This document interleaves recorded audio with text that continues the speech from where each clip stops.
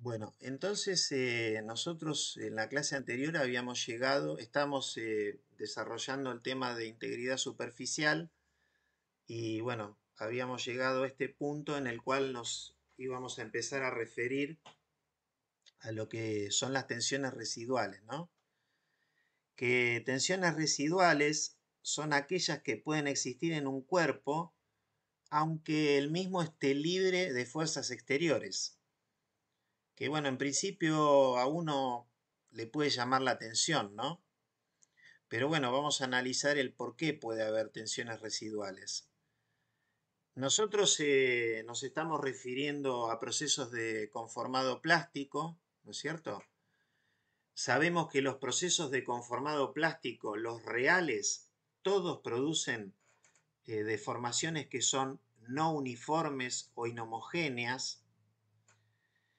Y bueno, toda vez que nosotros hagamos un proceso de conformado, el material lógicamente no va a recuperar su forma original y se dice que, bueno, el mismo ha sufrido una deformación plástica.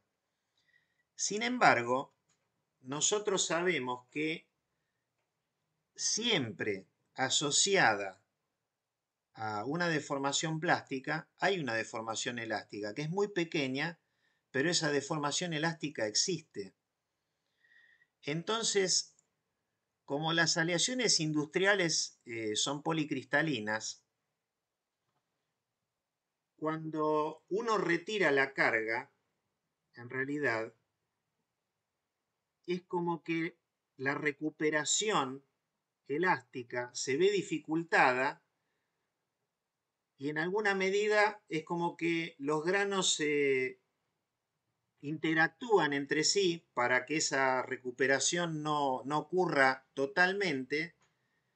Y de esa manera lo que tenemos como resultado sobre la pieza es que nos aparezcan estas tensiones residuales que concretamente se deben a una deformación elástica que no se termina de recuperar. Si nosotros quisiéramos liberar al material de las tensiones residuales, le tendríamos que hacer un proceso de calentamiento que se suele llamar como recocido de distensionado. El nombre que se le suele dar, digamos, así en la jerga de la industria, ¿no? Se habla de distensionado en realidad, más que recocido distensionado. Entonces, siendo que las tensiones residuales son tensiones elásticas no recuperadas, el valor máximo que van a poder alcanzar concretamente será la tensión de fluencia. Como máximo podrán tener ese valor, porque si el valor de la tensión estuviese por encima, evidentemente no vamos a tener tensiones residuales.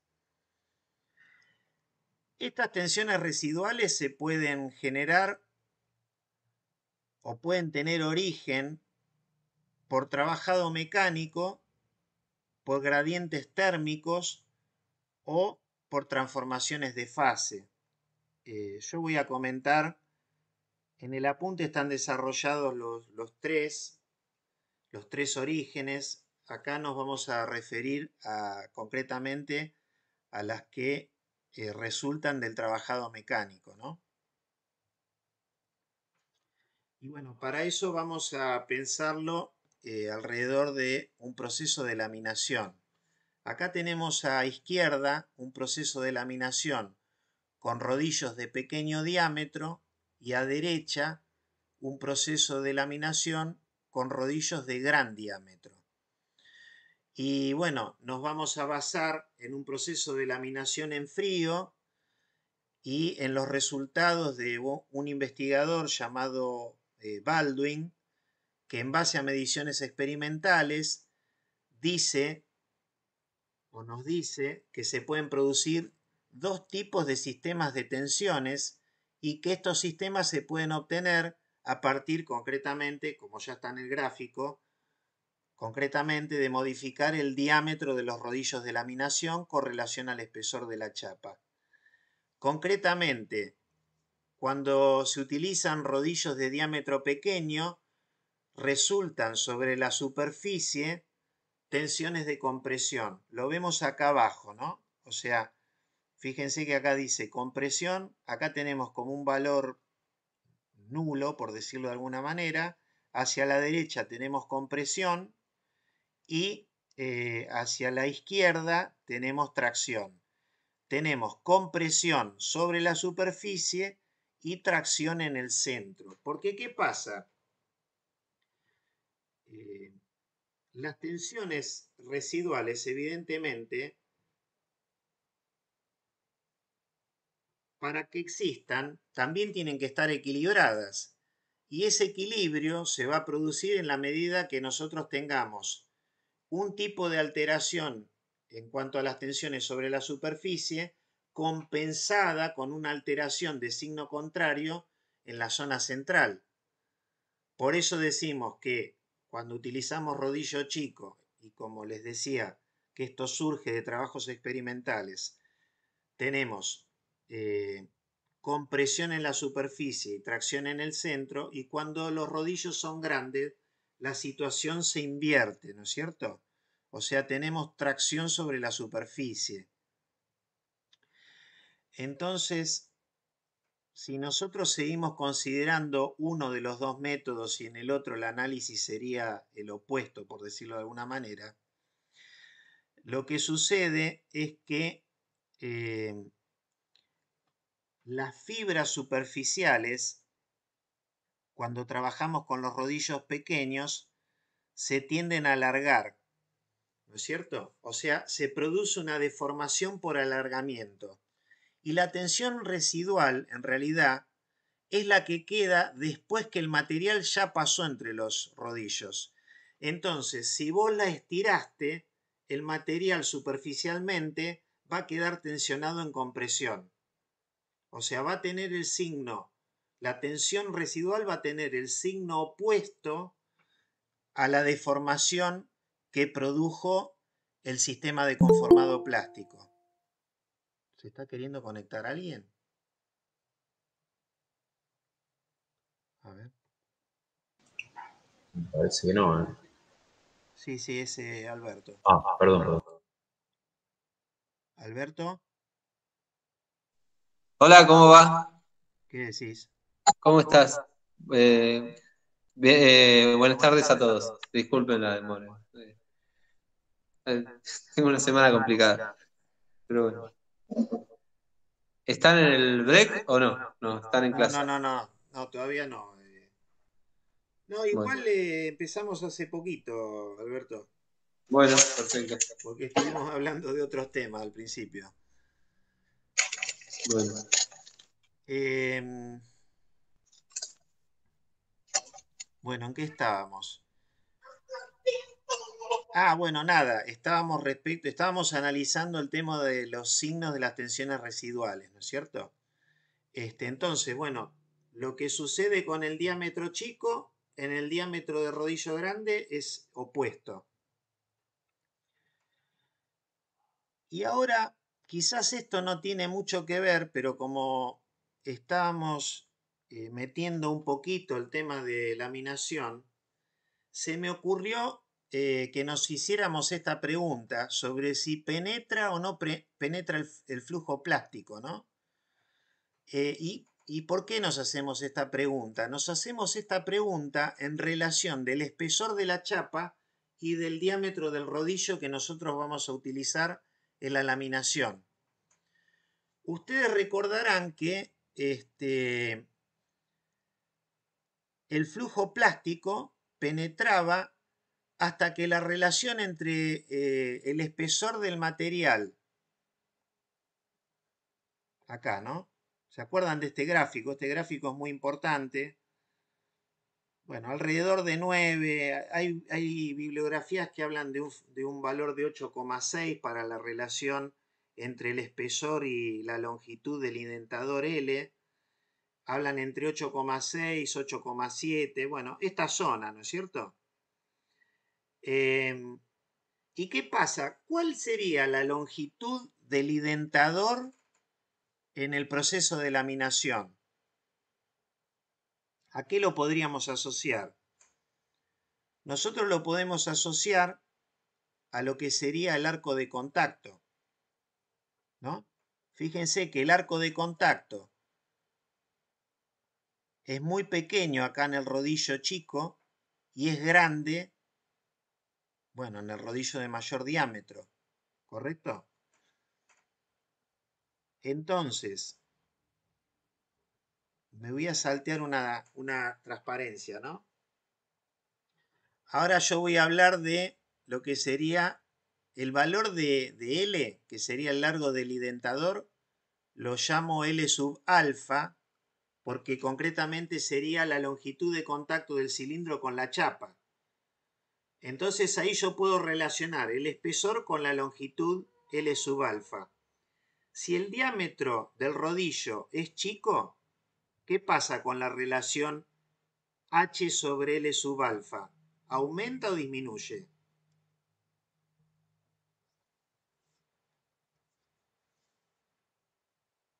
Aumenta, ¿o no?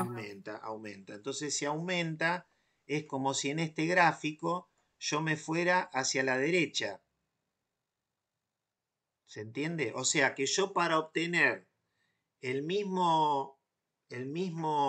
misma penetración, voy a necesitar hacer más presión. Porque, bueno, acá la curva va ascendiendo de la relación P sobre 2K, ¿correcto? En cambio, si tengo un rodillo grande, esta relación H sobre L sub alfa disminuye y acá me voy a venir hacia la izquierda. Que de hecho, fíjense que acá arriba dice Sheet and Strip Rolling, ¿no? Que concretamente, bueno, es laminación.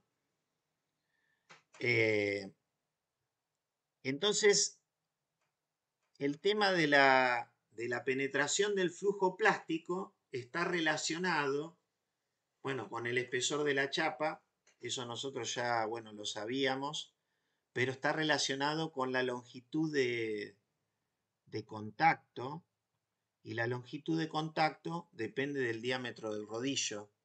O sea, a medida que yo utilizo rodillos de mayor diámetro, para alcanzar la misma penetración, tengo que generar menos presión.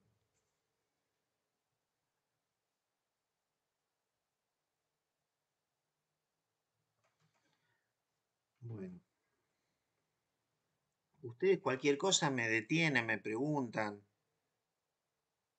Lo que sea, ¿eh?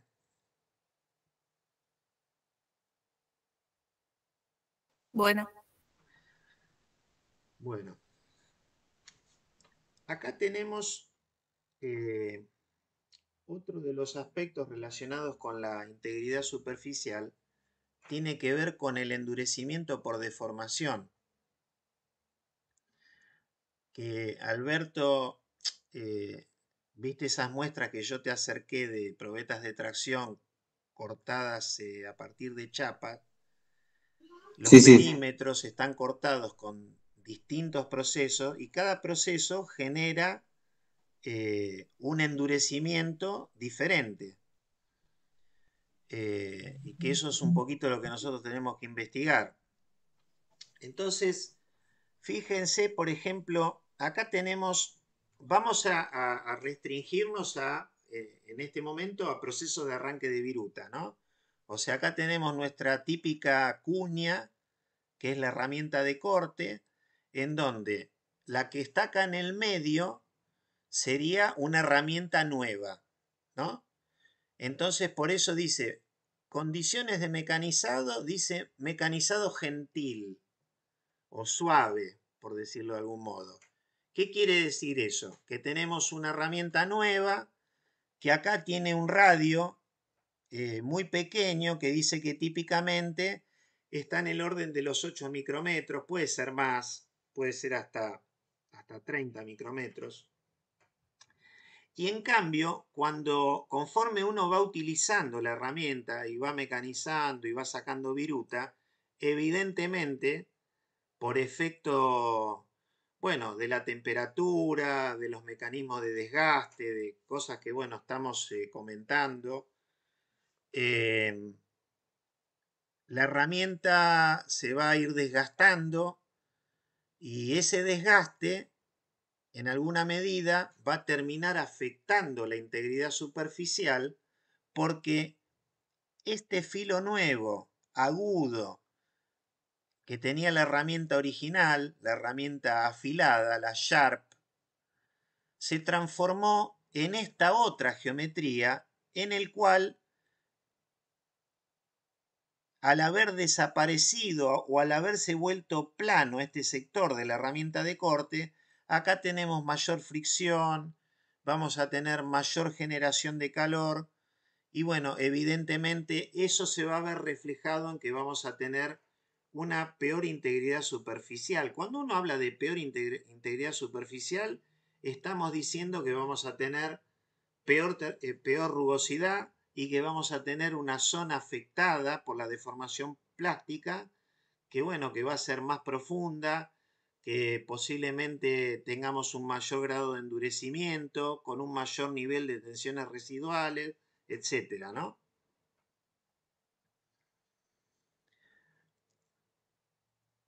Entonces, se dice que las herramientas nuevas es como que producen una perturbación marginal.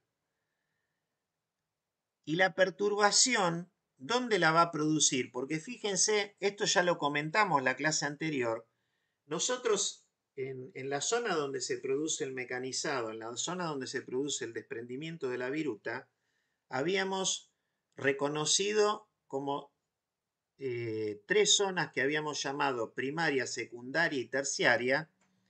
La primaria, que tenía que ver con lo que sería el plano de cizallamiento, después del cual el material se transforma en viruta.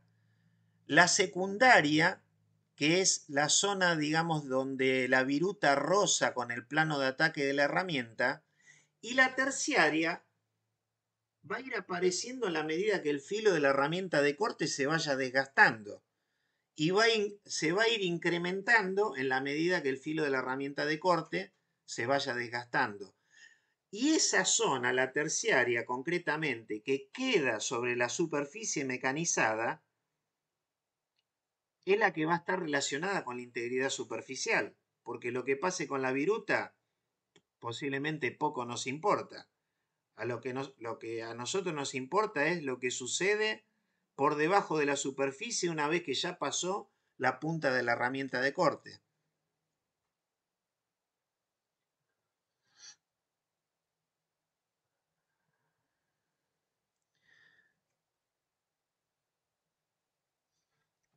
Bueno, y acá observen lo siguiente, ¿no?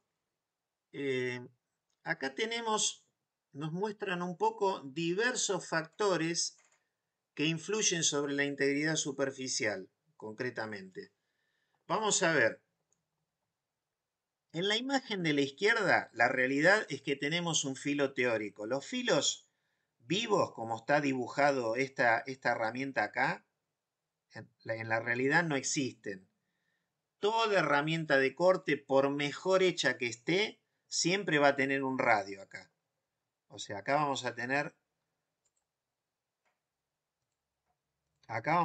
un radio, por más mejor hecho por mejor fabricado que esté. Que ese radio decíamos que suelen estar entre 8, 10, 20, hasta 30 micrómetros, ¿no? Ahora, acá lo que nos muestran es que si nosotros estamos cortando un espesor de viruta más o menos importante y tenemos una herramienta muy bien afilada, lo que está designado como CZ es una zona de compresión y como TZ es una zona de tracción, ¿no es cierto? O sea, ¿qué nos están queriendo decir? Toda herramienta de corte me produce un estado de tensión sobre la superficie y la profundidad de ese estado de tensión y sus signos dependen un poco del espesor que yo voy a cortar y de la geometría de la herramienta de corte. Concretamente, si nosotros nos venimos acá a la derecha, a la derecha, fíjense que tenemos, este sería el espesor H, o sea, un espesor muy fino, como si estuviéramos haciendo un trabajo de terminación. Fíjense que la viruta acá es muy finita, tiene este espesor simplemente. Acá es una viruta mucho más gruesa, ¿no? Y después, acá tenemos un radio de filo, este R sub n, que el radio de filo incluso es más grande que el espesor de material que yo quiero cortar de lo que sería para formar la viruta concretamente, ¿no? Entonces, en función de cómo sea el valor de H, el ángulo de ataque y el radio de filo, el efecto de endurecimiento que decíamos, el strand hardening, será más intenso. O sea, si yo quiero cortar poco espesor de viruta, uso una herramienta con un ángulo de ataque. Este ángulo, por ejemplo, es un ángulo positivo, ¿no? Pero yo podría tener el filo de la herramienta, así. Y acá se habla que tenemos un ángulo de ataque negativo, sería este. Este es un gamma negativo. O sea, si yo combino un ángulo de ataque negativo con un radio de filo que sea mayor que el espesor de material que quiero cortar, voy a tener un efecto de endurecimiento por trabajado mecánico más intenso. Lo que quiere decir que desde el punto de vista de lo que sería el endurecimiento, el strength hardening, voy a tener una peor integridad superficial. ¿Correcto? Sí. Y profe, entre los dos, estos que tienen, uno es más afilado y el otro no, Sí. digamos, ¿cuál tiene peor integridad superficial? Y bueno, el de la derecha. Porque tiene el radio mucho más grande que la película que quiere Claro. ¿Eso mecanizar. sabes lo que te fija, Fiamma? Fiamma, ¿no?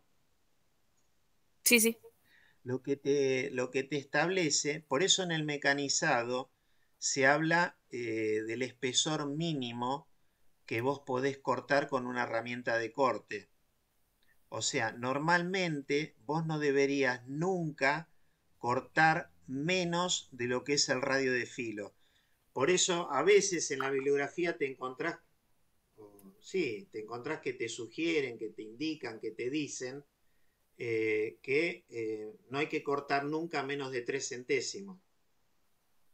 Porque cuando vos querés cortar menos de 3 centésimos, es como que la herramienta encuentra demasiada resistencia para cortar, y más que cortar lo que produce es una deformación plástica y un proceso de endurecimiento superficial. Entonces, la profundidad de pasada, si vos incrementás la profundidad de pasada, y si inclusive si utilizás una herramienta con un ángulo positivo mejor, bueno, ya esa situación la mejorás de una manera muy sensible, ¿no? Claro. Una pregunta. Sí, Alberto.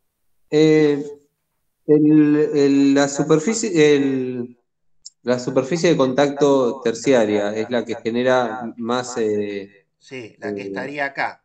más rugosidad y ¿por qué entonces hay una peor terminación o más endurecimiento por deformación plástica cuando el ángulo es negativo, el ángulo de ataque es negativo? Si debería ¿Por qué? tener menos superficie terciaria. Pero fíjate esto, Alberto. Es como que si vos tenés, esta es la cara de ataque de la herramienta, la Sí. viruta es como que se empieza a torcer así, Ah, y eso no veía que no me dibujaba. Eso lo que puede generar es que se te genere como una fractura acá.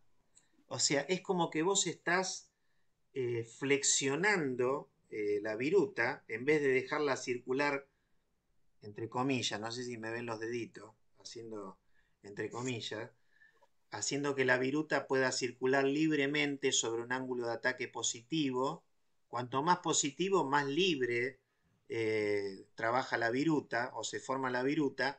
Cuanto más negativo, eh, lo que empieza a pasar es que se puede generar una pequeña fisura por debajo del radio de punta y eso es lo que te empeora la terminación superficial. Ok, fantástico. ¿Mm? Igual, bueno, eso depende de cada material, ¿viste? Es todo un tema, ¿no? O sea, nunca hay respuestas únicas en el mundo del mecanizado, para nada, ni en el mundo del conformado plástico tampoco. Eh, si no, todo sería muy fácil, ¿no? Claro, es como cuando empieza el apunte, que hay muchísimos factores. Ah, sí, Eh, sí, sí. Yo no la quise ni leer la tabla de otra clase porque era infinita. Y no sí, saben sí. todos los que no puse. Ah, ok. Sí. Bueno, muy bien. Eh, bueno, fíjense la segunda frase que dice que la cantidad de tensión y la profundidad bajo la superficie mecanizada puede variar.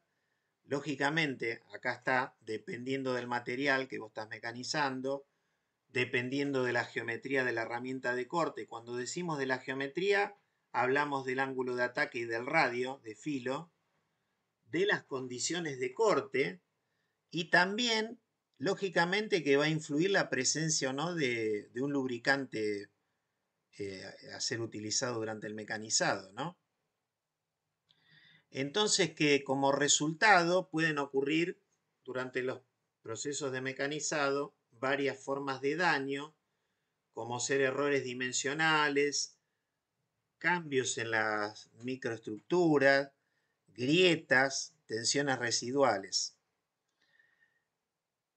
Particularmente, nosotros no lo vamos a desarrollar en la cursada, pero bueno, hay un proceso que es de arranque de viruta, pero con sus particularidades, porque es utilizando herramientas abrasivas, en donde la herramienta de corte es un grano abrasivo que, bueno, son de tamaños de décimos de milímetro, o sea, un grano abrasivo puede tener, no sé, 3 décimos, 4 décimos, 5 décimos, y entonces se forma una muela abrasiva, que es una herramienta rotativa, que está constituida por un número enorme de estas partículas abrasivas, que están todas ligadas entre sí por medio de un aglutinante, ¿no? Entonces cada uno de esos granitos tiene una capacidad de remoción de material muy pequeña. Y al ser tan pequeña, lo que sucede es que en el rectificado normalmente vos tenés, si vos dividís en tres, digamos, la eficiencia del proceso de corte, tenés deformación elástica un 33%, plugin, es decir, rayas que vos haces sobre el material, haciendo rayas y generando, digamos, rebabas, otro 33%. Y después tenés lo que es propiamente el desprendimiento de viruta, el 33% restante, ¿no?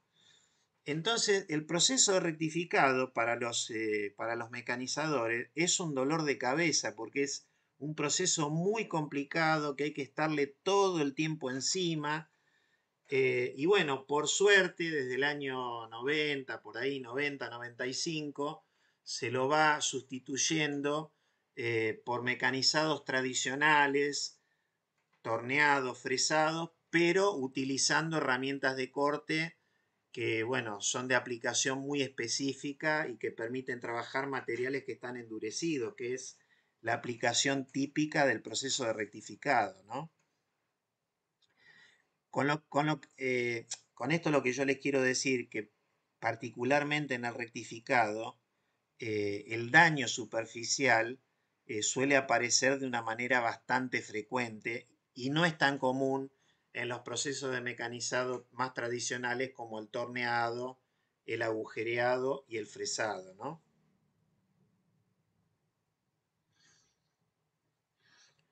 Bueno, otro, otra otro defecto que nos puede aparecer. Perdón, te hago otra pregunta. Dijiste recién que el proceso de mecanizado es 33% No, no, no, no, de... rectificado, es rectificado. Ah, de rectificado. Rectificado, sí, Ah, sí, ok. sí. El rectificado es 33% de formación elástica. A ver, claro, tenés. ¿Eso es en potencia? O sea, la potencia se va, el 33% se pierde en la deformación elástica. ¿Eso Tal es lo que cual, significa? Ah, sí, ok. tal cual. Ok. Ahora, en la medida que vos vas aumentando la profundidad de pasada, ¿no es cierto? En la Sí. medida que vos vas aumentando la profundidad de pasada en el rectificado, esa relación la podés llevar a tener, por ejemplo, 80-10-10. O sea que el 80% de la energía la utilices para desprender viruta. O sea, yo es como que les dije la peor de la situación, el peor de los mundos, ¿no? El de la superficie de Pauli. Ok, fantástico. Pero bueno, nada, que digamos los rectificadores lo que hacen es, bueno, incrementar la profundidad de pasada y vos cuando incrementás la profundidad de pasada, esta distribución que yo les comenté, bueno, la pueden enfocar más en lo que se necesita, que es concentrar el consumo de energía en desprender viruta, ¿no? Pero bueno, después el rectificado tiene otro inconveniente, que es que para poder cortar la velocidad tangencial es altísima. Entonces, la combinación de alta velocidad con virutas muy finas hace que ante mínimos problemas en el proceso de lubricación, vos podés estar quemando la superficie que estás rectificando, ¿no? Por eso a veces hay piezas que están rectificadas mal y se cambia la coloración superficial. Y según el tono será el grado de temperatura que alcanzó, ¿no? Cuanto más azul, peor. Eh, También te puede hablar de que vos no le prestaste demasiada atención al afilado de la muela, la dejaste trabajar así en modo automático, los granos se van desafilando, dejan de cortar y en vez de cortar friccionan, eso levanta la temperatura y te termina afectando toda la superficie de lo que estás trabajando.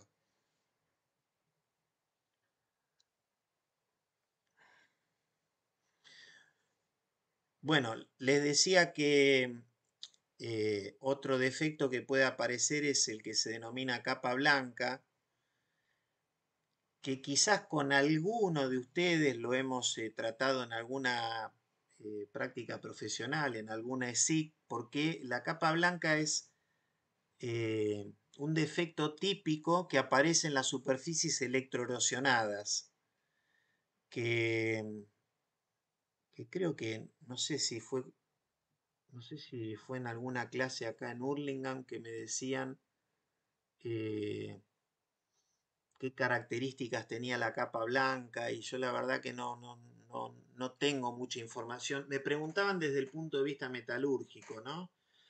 Eh, Normalmente, bueno, estas capas blancas, si bien son finas, las hay de espesores, bueno, bastante variables. Y a mí siempre me llamó la atención como que son, como que si no tuvieran, no estuvieran constituidas por granos. O sea, uno lo que observa es una superficie como única, ¿no? Con sus grietas. Siempre están agrietadas porque las capas blancas son muy duras. Y capas blancas en el mecanizado suelen aparecer también cuando se hacen operaciones de mecanizado duro. ¿Cuándo se habla de mecanizado duro? Cuando se trabaja por arranque de viruta un material que tiene más de 48 Rockwell C. Entonces, cuando vos tenés materiales de más 48 Rockwell, de más de 48 Rockwell C y vos lo vas a trabajar con un proceso de torneado o de fresado o de agujereado, eh, sucede que en el contacto del filo de la herramienta de corte, que bueno, trabajando a alta velocidad, tiene un contacto extremadamente breve, breve, digamos, o sea, breve de tiempo me refiero, suelen aparecer como cambios en la microestructura, ¿no? Muy superficiales y que cuando uno, digamos, analiza esa superficie se encuentra que la parte más exterior, cuando se mira en un microscopio convencional, bueno, se la ve de color blanco y por eso se la llama así, ¿no? Capa blanca o white layer. Pero bueno, es un defecto, es algo indeseado, ¿no? Porque ustedes imagínense, vamos a pensar, ¿se acuerdan el caso que presentó Nora ayer en, digamos, en la jornada de metalurgia, ¿no? Ustedes imaginen que, bueno, que el material en vez de ser un material como era de fundición nodular, en donde teníamos una dureza baja, entre 150 a 200 Brinell, era según quién la había fundido la pieza, ¿no? Pero vamos a suponer que fuera un material eh, bastante más duro, que tuviera, no sé, 50 Rockwell, y hubiera que hacerle un proceso de brochado. Si el proceso de agujereado previo al brochado, porque en realidad el brochado no se puede hacer sobre el orificio fundido, porque el orificio fundido es un orificio de pésima calidad, es un orificio que vaya a saber qué medida tiene, la superficie es totalmente irregular, puede tener defectos como son óxidos de hierro que van a, bueno, a destruir el filo de la herramienta de corte. Entonces nada, hay que hacer un agujero con una medida muy precisa para poder pasar la brocha que le va a dar a ese agujero, le va a dar una forma, le va a generar, por ejemplo, un estriado, ¿no? Entonces, si el agujero que nosotros hicimos previamente utilizamos una herramienta desafilada, por ejemplo, lo que vamos a hacer es endurecer la superficie, más dura de lo que ya el material es por sí mismo. Y si después por esa superficie tiene que pasar la herramienta, la brocha, evidentemente que el trabajo de la brocha se va a ver dificultado, ¿no? Entonces, son aspectos sobre los cuales hay que tener mucho cuidado. No digo en el caso de las piezas que comentaba Nora ayer porque eran materiales muy blandos, o sea, puede haber un endurecimiento superficial si se mecanizó con una herramienta desafilada, pero no le va a afectar eso a la brocha. Me refiero a materiales que estén más duros, ¿no?